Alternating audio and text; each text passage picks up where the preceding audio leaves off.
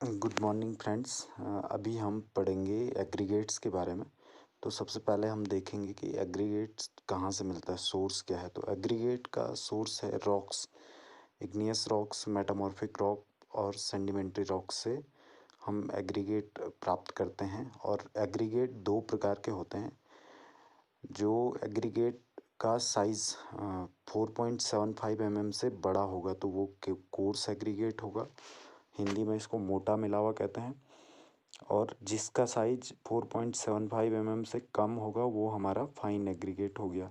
Shape के आधार पे हमारा एग्रीगेट चार टाइप का होता है। राउंडेड, जो फुली राउंडेड होता है और ये ज़्यादातर जहाँ पानी होता है वहाँ से निकलता है नेचुरली।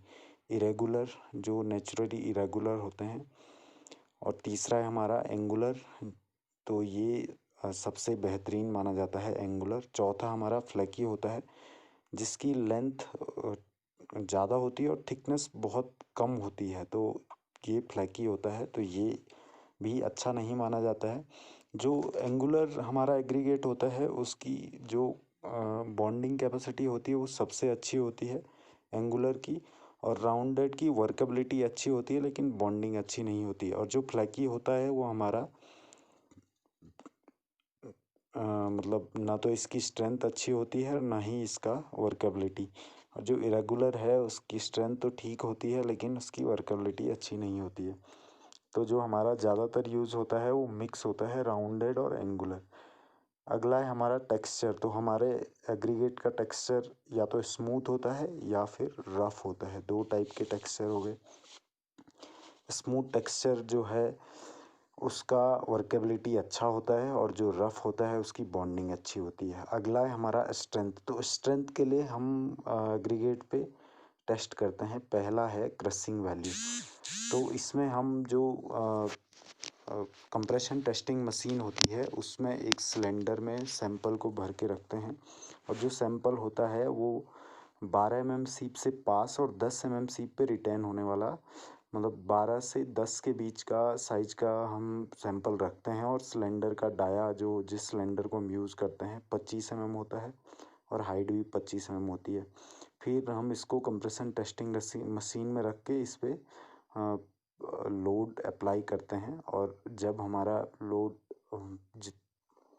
अप्लाई करने के बाद हम इसको निकालते हैं सैंपल को, तो फिर हम इसको 2.36 की सीप पे सीप करते हैं और वहाँ से निकलता है हमारे कंप्रेशन टेस्टिंग जो क्रशिंग वैल्यू है वो। तो जो हमारी क्रशिंग वैल्यू है, जो हमारा कंक्रीट वर्क के लिए जो कंक्रीट यूज़ होगा उसके लिए 30% से ज़्यादा नहीं होनी चाहिए क्रशिंग वैल्यू। और जो हम रोड में यूज कर रहे हैं उसमें 45% से ज़्यादा नहीं होनी चाहिए क्रशिंग वैल्यू। अगला है हमारा एग्रीगेट इम्पैक्ट वैल्यू। तो इम्पैक्ट वैल्यू हम जो इम्पैक्ट टेस्टिंग मशीन से करते हैं। और इसमें जो हमारा हैमर होता है उसका वेट होता है 14 kg। हाइट होती है फ्री फॉल की 38 सेंटीमीटर। और जो हमारा इसमें सैंपल यूज़ होता है वो भी वही होता है कि 12.5 से सैंपल पास होना चाहिए और 10 पे रिटर्न होना चाहिए।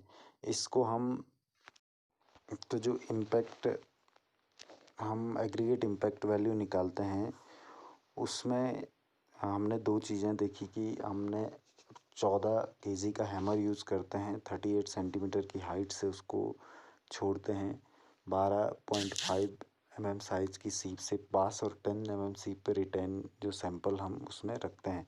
तो इसका जो हमारा सिलेंडर होता है जिसमें हम रखते हैं उसका डायामीटर होता है 75 और उसकी हाइट होती है 50 और जो टैंपिंग रॉड होती है वो बुलेट एंड वाली होती है 10 डाया की।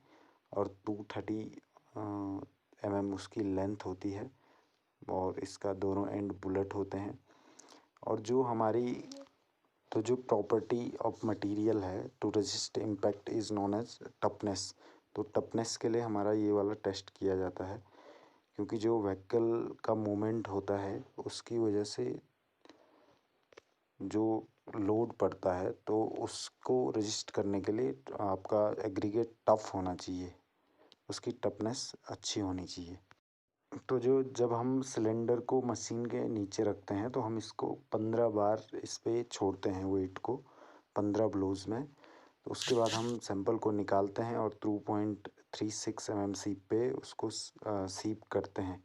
और उस सीप के बाद हमारा रिजल्ट जो आता है वो हो गया हमारा एग्रीगेट इम्पैक्ट वैल्यू। तो ये जो इम्पैक्ट वैल्यू है ये 30% से ज़्यादा नहीं होनी चाहिए जब हम कंक्रीट को यूज़ कर रहे हैं वेयरिंग सरफेस के लिए, और 45% से ज़्यादा नहीं होना चाहिए इसकी वैल्यू जब हम कंक्रीट नॉन वेयरिंग सरफेस के लिए यूज कर रहे हैं।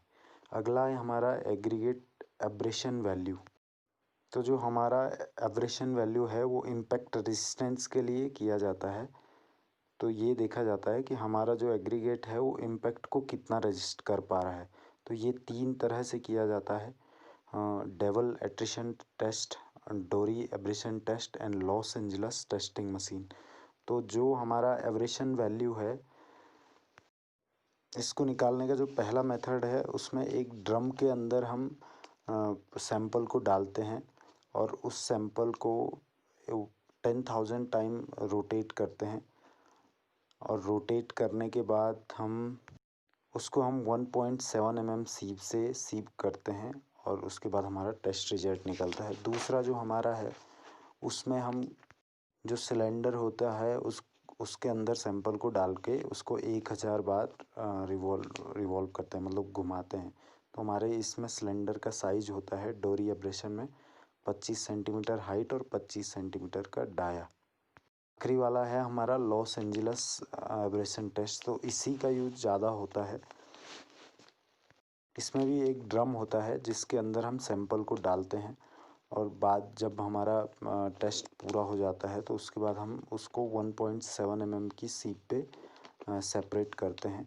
और जो हमारे टेस्ट रिजल्ट होने चाहिए किसी भी टेस्ट से, मतलब तीनों में से किसी से भी, तो 30% से ज़्यादा नहीं होना चाहिए जब हम वेयरिंग सरफेस के लिए कंक्रीट को यूज़ कर रहे हैं या एग्रीगेट को यूज़ कर रहे हैं, और 50% से ज़्यादा नहीं होना चाहिए जब हम नॉन वेयरिंग सरफेस के लिए यूज कर रहे हैं। तो ये हमने एग्रीगेट के बारे में स्टार्टिंग चीज़ें देखी, और आगे हम नेक्स्ट लेक्चर में एग्रीगेट को आगे पढ़ेंगे, बाकी चीज़ें देखेंगे एग्रीगेट में। तो दोस्तों चैनल को सब्सक्राइब करें, शेयर करें, लाइक करें। Thank you.